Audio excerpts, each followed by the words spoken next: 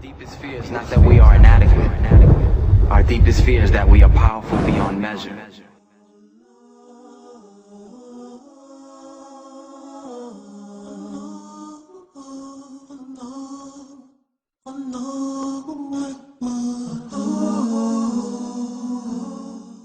A Muslim would combat Salafism in 5 ways. Number 1, you have to understand that Salafiyyah is based on a typecast faith. Salafiyyah is a typecast faith. What that means is, although you are telling them something, they do not hear what you are saying because they have already had the blinders put on them.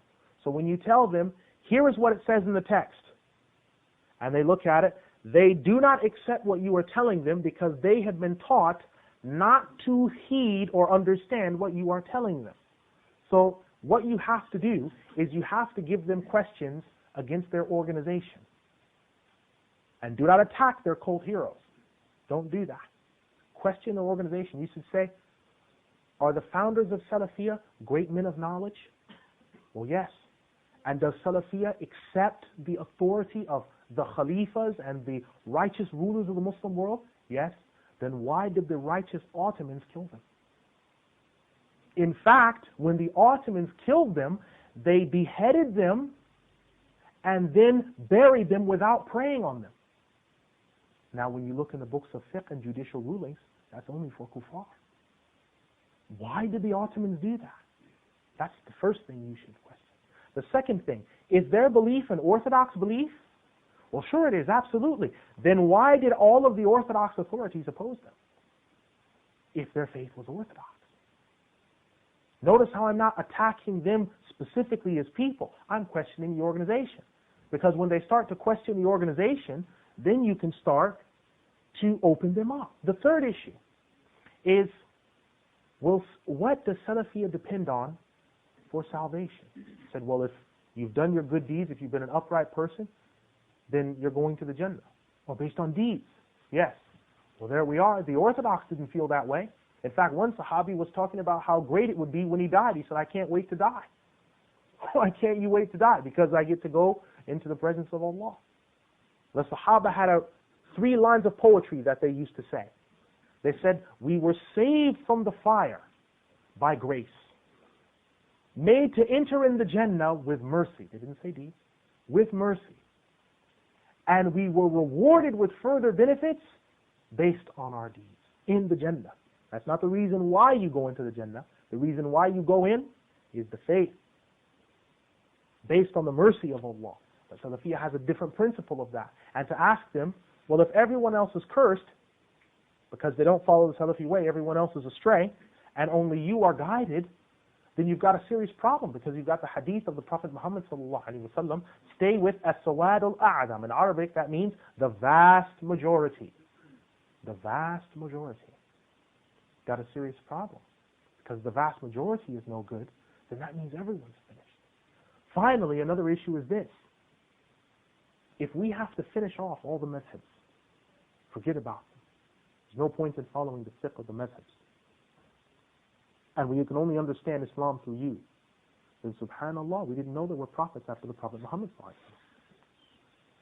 Because if you take away our ability to interpret and understand the text and the revelation, and you say you can't use them, you have to go straight to the book and sunnah. Well, what about when we don't understand that? Ask me. I'll help you.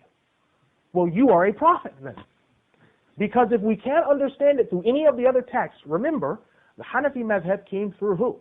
It came from Abu Hanifa with the name, but where did it come from? It came through Abdullah bin Mas'ud, who was taught by the Prophet Muhammad ﷺ, Abdullah bin Mas'ud, Anas ibn Malik, Abdullah bin Omar, and 3,000 other Sahaba. Well, who did they teach? They taught Hamad and others. Who taught who? Who taught Abu Hanifa. And Abu Hanifa had a panel of 40 qadis around him. Over 1 million scholars have passed through the Hanafi madhab. And you're telling me to leave that for some crook's tapes or a few books? Or for 400,000 ulama that have passed through the Hanbali madhab for one guy? When these people used to come together, there'd be 1,000 Hanafi ulama that would draw together on a position, to draw fatwa on one issue. 1,000 ulama. And now we've got them making mistakes about one issue. We've got one Salafi scholar. Bring this to them. Say, Imam Shawkani says that a man can walk around in the street or in the bathhouse with his legs completely naked. From the waist down, it's no big deal. But Siddiq Hassan Khan says, no, cover one of them. And Muhammad Abdul Wahhab says, cover both. Right? When you come into the bathhouse, one of them says, well, it depends on whether it's women or men. If it's women, go about as you please, naked if you like. But if it's men, cover up. Bring up these glaring things, because Salafiyyah to Salafis is supposed to be something that unites Muslims. The reason why Muslims are united is because of these madhabs, and they've divided the deen, and they've destroyed the deen. You say, okay, Salafiyyah represents unity, right? Right, it represents unity. What about this issue of the thigh being shown? Or what about the issue of fastening the hands after coming up from ruku'? This is a big issue amongst Salafis. Al-Albani was thrown out of Saudi Arabia by Ibn Baz for differing with him. Because Ibn Baz says when you come up, you raise the hands, you leave them at your side. Al-Albani says, no, Ibn Baz says when you lift them, you fasten them on your chest. Al-Albani says, no, it's all right, you can leave them at your side. Ibn Baz says, indeed, you're mistaken, and had him thrown out.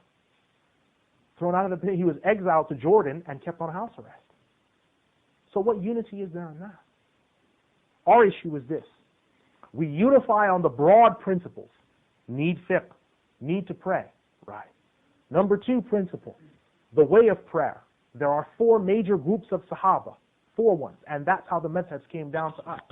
Now, however they prayed, we know Rasulullah ﷺ had to have prayed that way. Because the way Abu Hanifa and those prayed, where'd they get it from? Abdullah ibn Mas'ud, Anas ibn Malik, Abdullah ibn Umar, 3,000 other Sahaba buried in Kufa. We know he prayed that way. But if we follow you, who's come 1,300 years down in the 21st century Jahiliyyah, and you tell us, Akhi, you're praying wrong, how do we know the way you're praying is valid? How do we know? In fact, how do we know the validity of your salah when you've stepped outside of the boundaries that have been built? So I would say to bring these major points. Sorry, but you lose. You always lose. And why do you always lose? Because you are the people of Dalalah. You are the people of Batil.